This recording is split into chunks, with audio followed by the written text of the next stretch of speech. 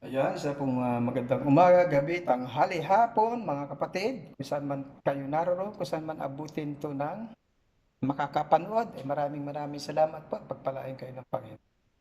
So, dito na lang po tayo at kahit na 5 minutes tayo po ay mag-share ng salita ng Diyos. Ayan.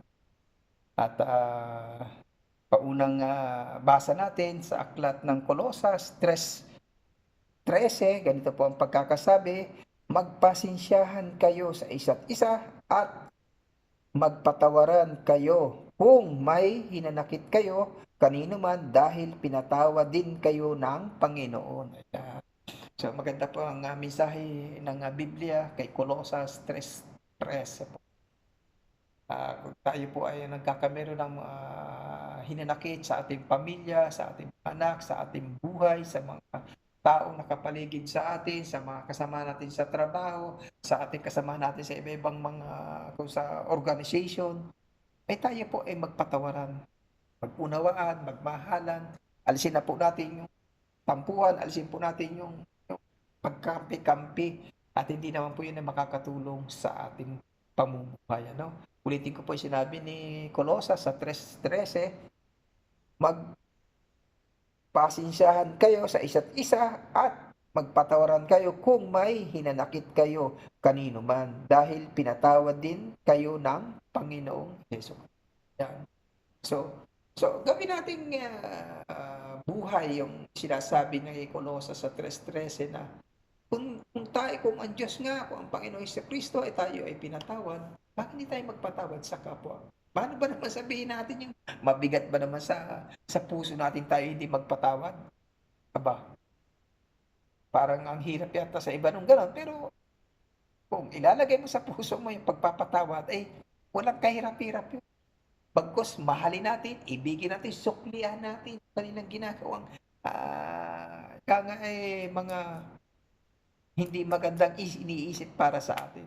Kung ano man yung iniisip nila para sa atin, well, wag mo na lang ilagay sa isip mo yun, ilagay sa puso mo, magpatawarin mo na lang.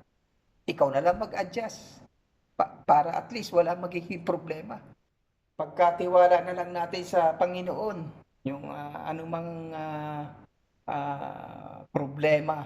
Ang sabi nga po rito sa Kawikaan, Kapitulo 16, versikulo 3, ipagkatiwala mo sa Panginoon ang lahat ng iyong gagawin at magtatagumpay ka.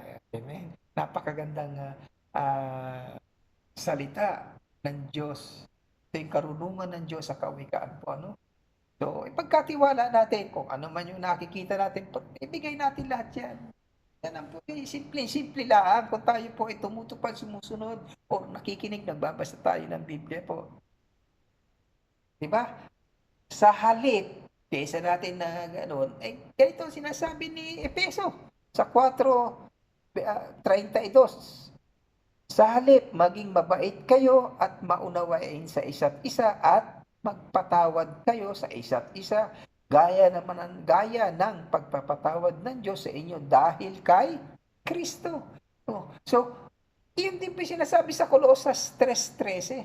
So, pinapatunayan lamang po ng Epeso sa 4 versikulo 32. Sa halip, maging mabait kayo at maunawain sa isa't isa. Di ba?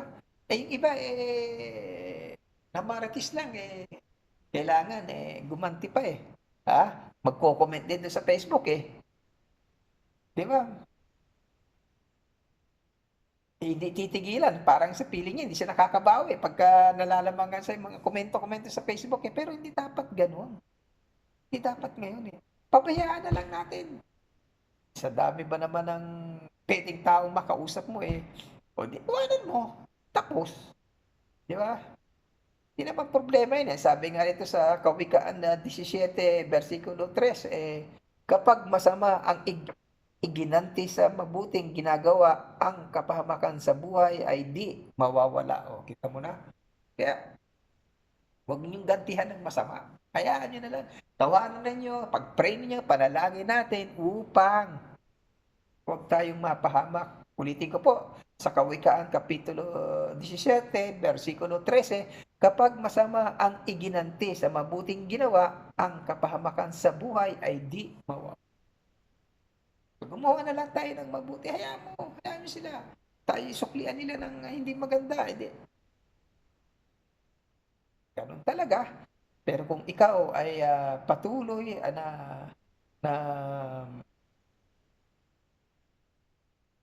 nalalangin, sumasampalataya sa Panginoon, tayo po kahit papaano tayo ay nagbabasa ng Biblia, ay marami pong mangyayari. Sabi nga po sa Marcos 4:22, walang natatagong di nalalantad at walang lihim na di nabubunyag. Ganon din po sinasabi sa Lucas 8:17, walang natatago na di nalalantad at walang lihim na di nabubunyag. Samantala natin yung lahat ng mga pagkakataon, mga kapatid, tayo na po ay gumawa ng mabuti at tayo na po ay sumunod sa sinasabi ng Biblia. Sabi nga po rito sa Roma 1:17, sapagkat ipinapahayag sa magandang balita kung paano itinuturing ng Diyos na matuwid ang tao at ito'y sa pamamagitan lang ng pananampalataya ayon nga sa kasulatan, sa pananampalataya mabubuhay ang matuwid. Amen? So, ganun lamang po yun. Sundin natin yung sinasabi ng Biblia, hindi ng tao.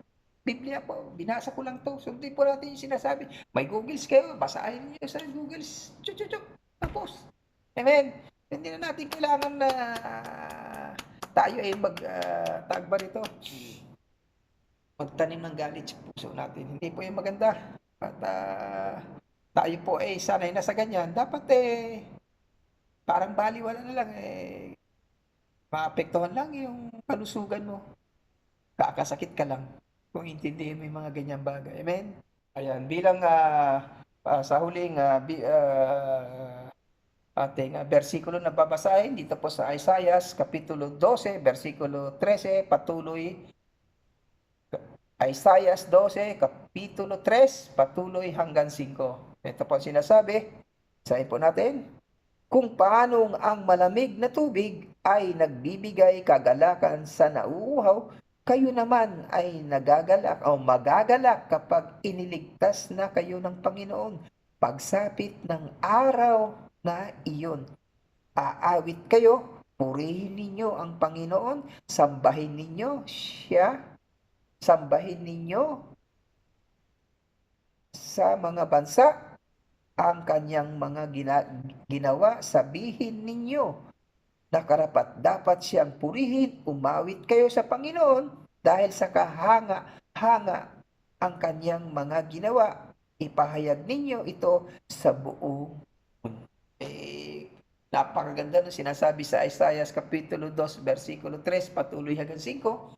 Kaysa naman ang pagsigawan ninyo, galit ninyo, sama ng loob ninyo sa Facebook, i-share nyo na lang yung Word of God. Amen? Yun lamang po. Maraming salamat po sa inyo lahat. Magandang umaga. Gamit ang halis sa inyo. Pagpalain po nawaan ng Diyos ang buhay natin sa panahon na ito. Amen. God bless.